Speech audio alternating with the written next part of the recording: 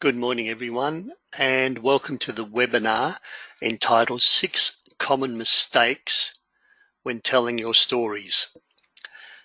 Within public speaking, within training, facilitation, even when pitching, sales pitching, the use of story, the ability to engage people through your story, your journey, is so powerful and so important. So I don't like focusing on the negatives, and I've done other workshops on effective storytelling. This webinar is about some common mistakes, and the reason I'm focusing on these, if you eliminate these common mistakes, you'll be more effective when it comes to being a storyteller. So Peter Dew's my name. I'm a public speaking trainer and coach. You can reach me on my email, my website, LinkedIn, and also on Facebook, Corporate Communication Experts. So how to participate, please ask questions as we go. Take notes and apply the lessons to your own experience. Think back to a previous story that you've told. Think forward to a presentation you're planning to give in the coming weeks or months. Are you going to craft your story? Are you going to change your methodology around your story as a result of today? Is there anything that I mentioned that may be something you do? Can you adjust that to make your storytelling more effective? As always, I'll record these webinars, so if I move through something too quick and you need to review it, you always can have access to the recording.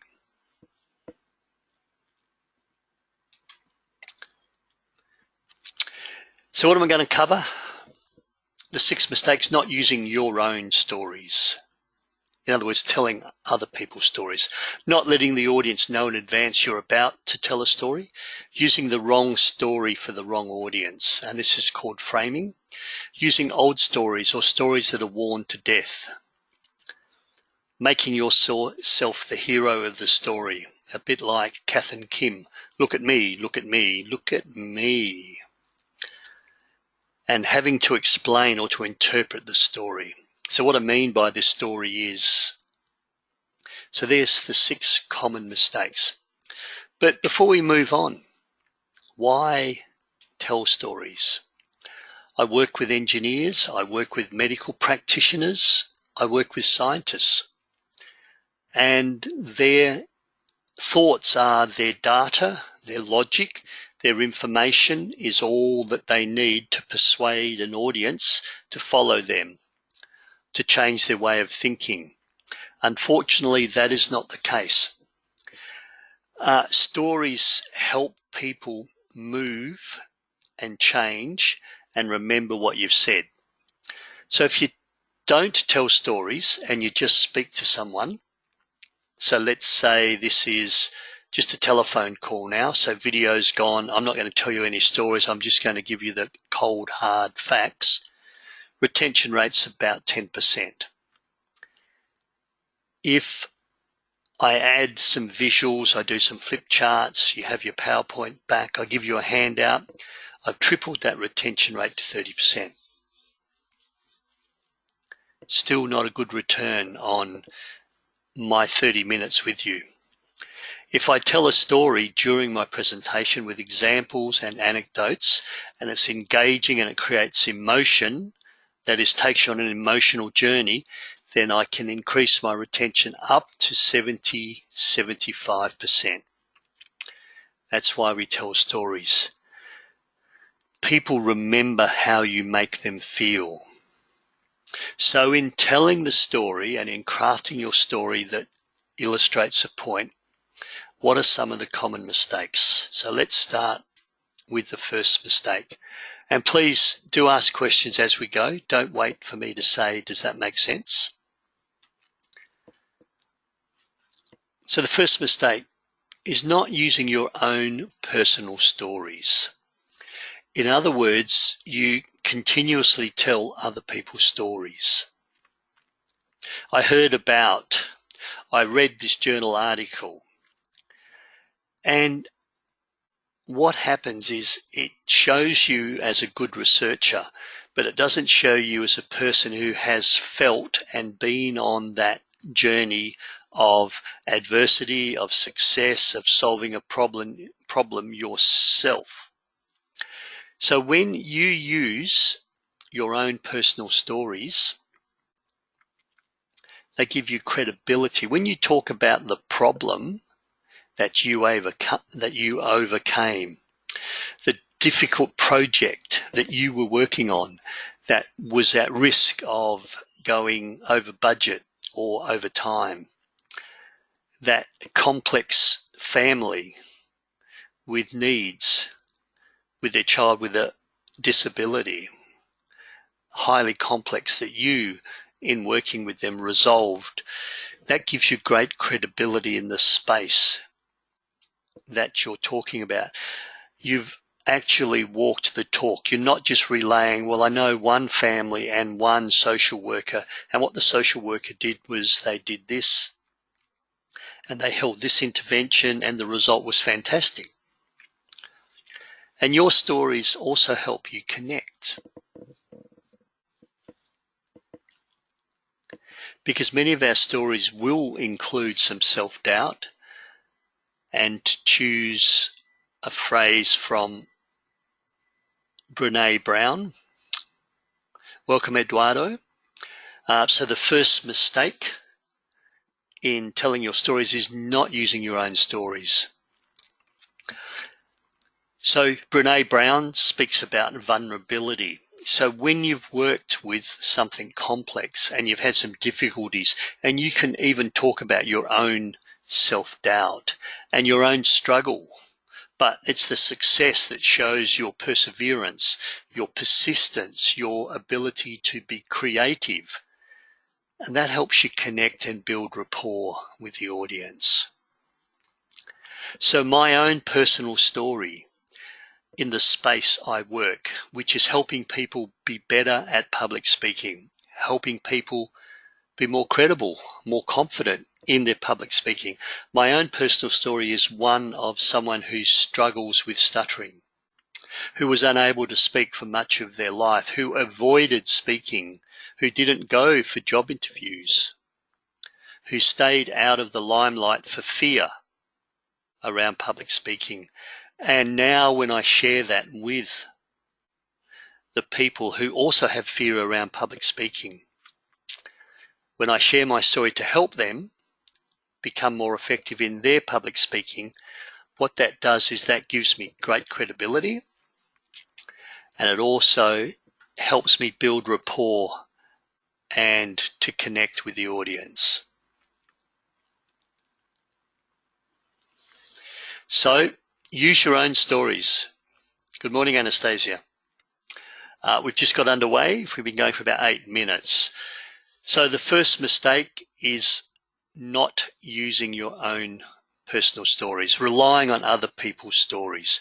Another point I mentioned here is your own story, your own journey, your own success, your own way of doing something is also your unique intellectual property. When you've done something different or innovative outside the normal way of addressing a problem and it's worked, and you share that story, people can't say, but that won't work. You can go back to them and say, well, this is what I did, this was the problem, this is how I solved it, and that becomes your intellectual property, your unique intellectual property. People cannot say to you, that won't work, that's the wrong way, that's not correct. The second mistake that people make when they're doing a presentation or facilitating and they move into story is not letting the audience know that there's a story coming.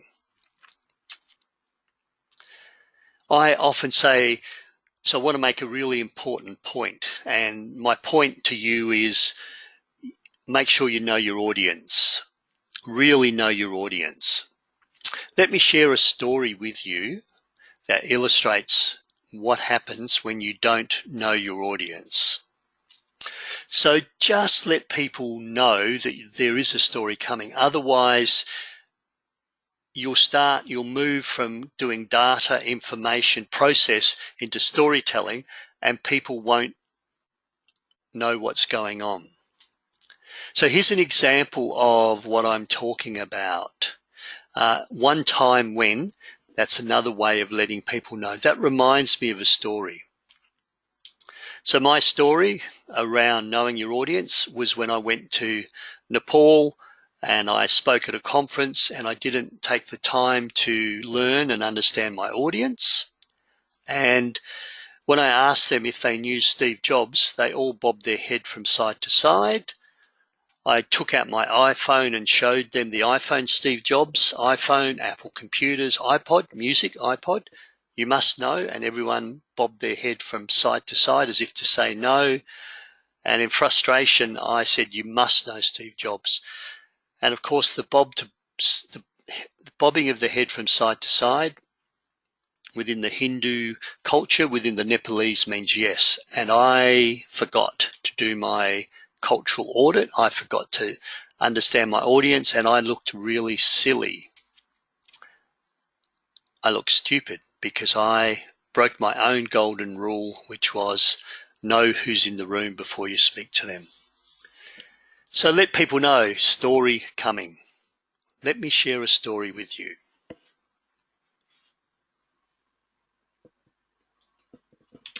Third mistake is using the wrong story for the wrong audience.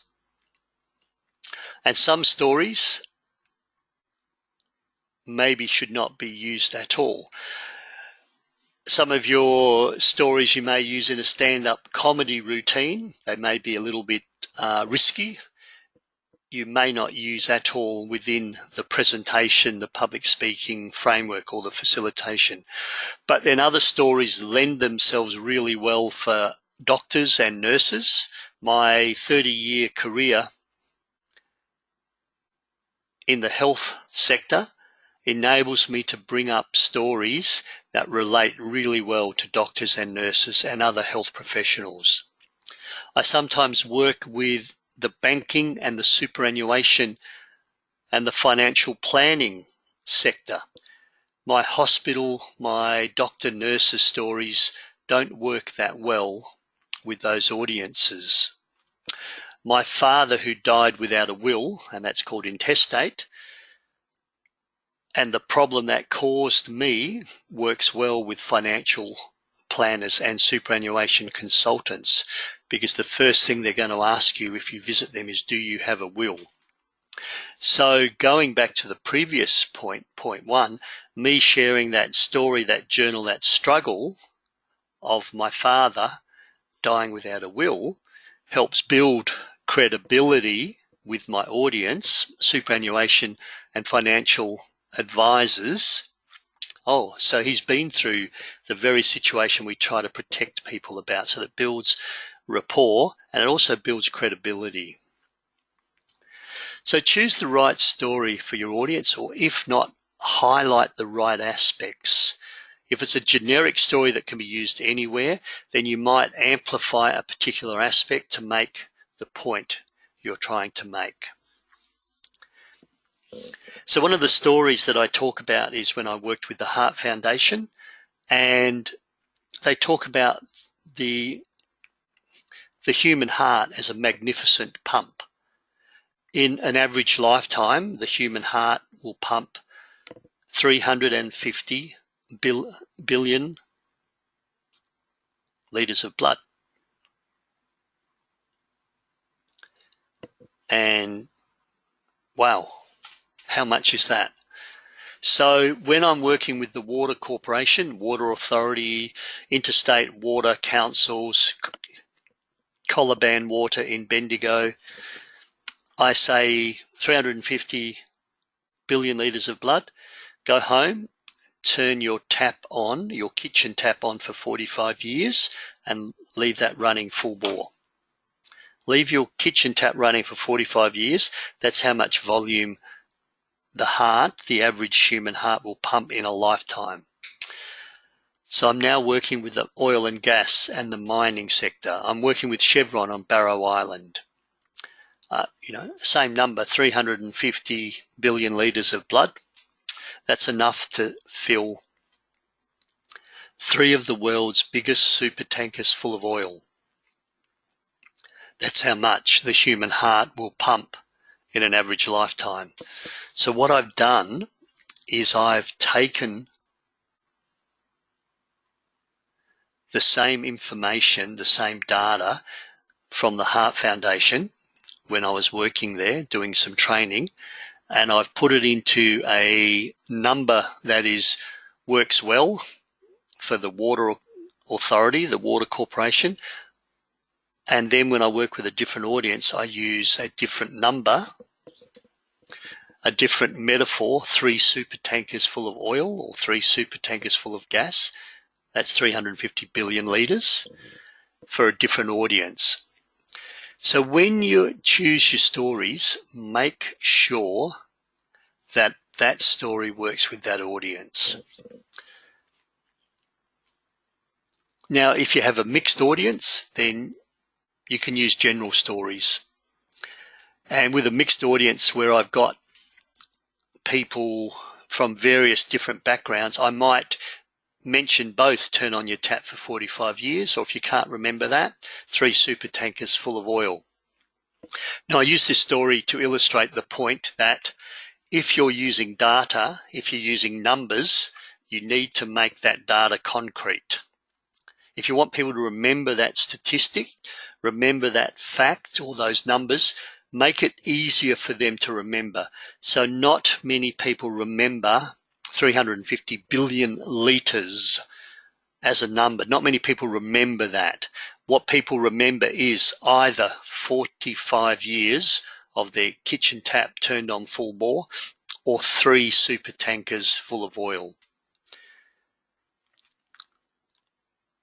So choose the right story or the right subset, amplify a section of the story for that particular audience.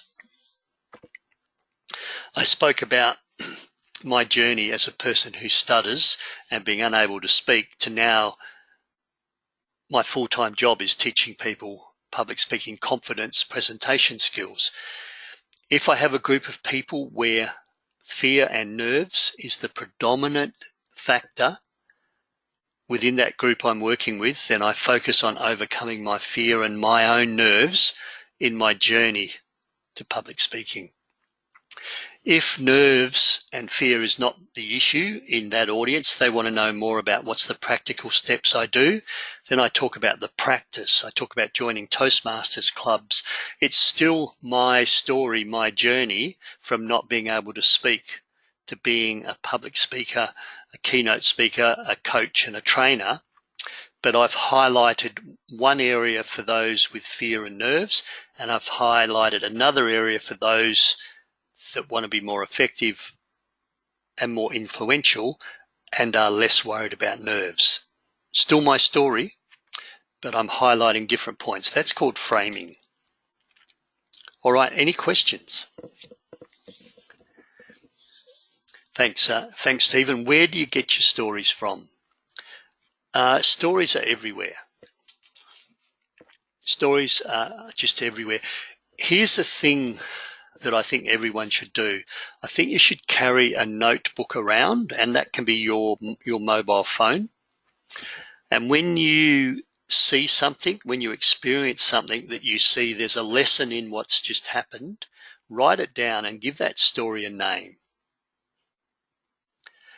So my story in Kathmandu in Nepal, I just call that my Nepalese story. Another thing I talk about, another one of my lessons is preparation. And I went to Bunbury once to present to 15 people, and there was a bigger crowd than was anticipated. There was 85 people in the room. So here I am expecting to present to 15, but I've got to present to 85. I could have easily said, I can't do this, and drove back to Perth. But I thought outside the box. I became innovative, and I had a backup plan, and I delivered the same content to 85 people that I was going to deliver to 15. And this is a workshop. This is not a keynote presentation. So I use that story to illustrate, be prepared. What if? What if you have a bigger audience? What if your time is cut short? What if the audio visual doesn't work? What if the power goes out mid-presentation? All of these are what ifs. I have stories.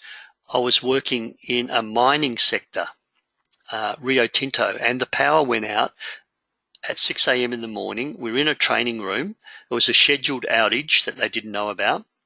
And I'm left in, at the best, dim light, no PowerPoint, no video, and I had to present without power for 2 hours before the scheduled maintenance, and the power came back on. That's what I mean by preparation. They're just stories that I collect. Everywhere you go, there will be a story. You just need to write it down, otherwise you'll remember it. Thanks, Stephen. All right. Eduardo, I assume you're back. We lost you for a while. So the fourth mistake, and I will recap, using old stories or stories worn to death. And have you heard the story about the hare and the tortoise? Slow and steady wins the race.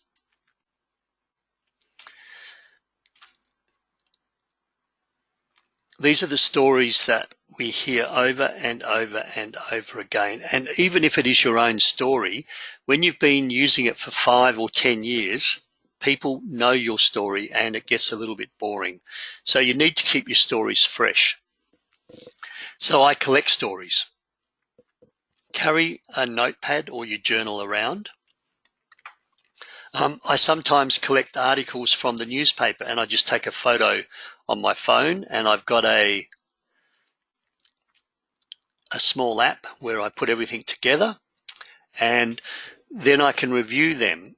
And when I'm talking about a particular point, and if there's an article in the newspaper or someone else has written about it, I use that to add to my own credibility. So stories are everywhere.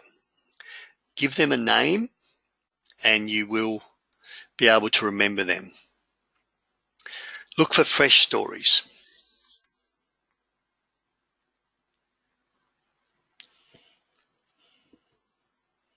So this is Sarah, how do you know if a story is right for a particular audience? Look, when I'm using a story for a first time, so I work a lot with health professionals, nurses and doctors, and I decide I'm going to use a story that I haven't used before.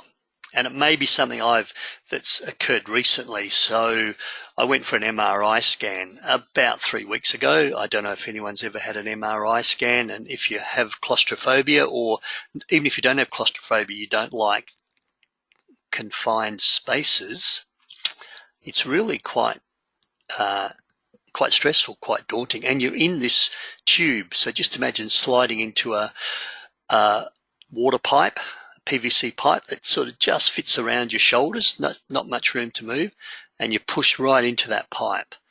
And you're in there for about half an hour while they do all these tests. So, but what they did was they prepared me really well. They told me about it, and they gave me a button. So if I panicked or anything was wrong, press the button, they would eject me straight away. So how do I know if that story is going to work in terms of communicating what you're doing to patients in the hospital? I would try that with a few friends first. I'd try it with my wife, with my family. My daughter's a social worker, so while not hospital-based, has that health background. And then the first time I tried it in a live setting, if it doesn't work, you get pushback, you can see you're losing them, then I would maybe seek feedback why the story didn't work. And if it's the wrong story, then I would just eject it. I would let that story go. If it's the right story but told the wrong way, then I'd reframe it a different way. So thanks for that, Sarah. with anything, marketing, they call it split testing. You try one story on one audience, you try another story on another audience. Which one gets the biggest response? Ask for feedback. And yes, if one of the stories is no good, you may fall flat, but don't try a whole host of news stories in one presentation. Just bring in one news story. It happened to you a few weeks ago. I had my MRI. I haven't tried that story yet. It'll be interesting to know what the feedback is.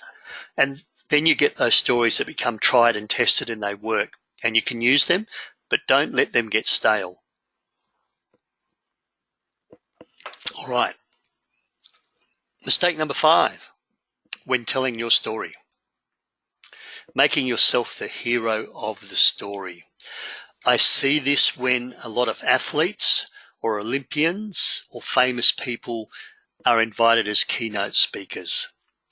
And they talk all about themselves, how hard they train, their struggle, their successes, how they won the gold medal. And I'm just not getting a message for myself. When you speak to an audience, most of those audience are there out of self-interest. They want you to give them some nuggets of information, some valuable tips and tools, some solutions to their problems, some strategies to meet their key performance indicators, to meet their goals. If you make the story all about you, then you will be seen as self-centered and maybe a little bit boring. So while you tell your story, you have to turn the mirror out onto the audience. So you might say, and in my case, the first time I tried to do public speaking, it was an absolute disaster. I stuttered really badly. I couldn't get the words out, and I felt really bad. But I decided to keep trying, and I kept trying, and I kept trying. Now I'm going to turn the mirror on you. Have you ever had a time when self-doubt